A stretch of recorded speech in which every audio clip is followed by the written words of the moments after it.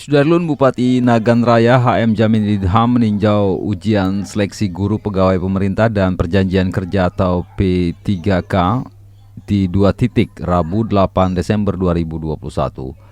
Seleksi untuk peserta dari Nagan Raya diikuti 864 orang di SMA N1 Senagan dan SMP N1 Senagan.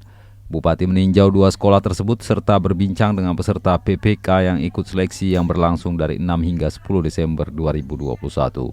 Dalam peninjauan itu Bupati didampingi pejabat Dinas Pendidikan Wilayah Nagan Raya dan PLT Kadis Pendidikan Nagan Raya.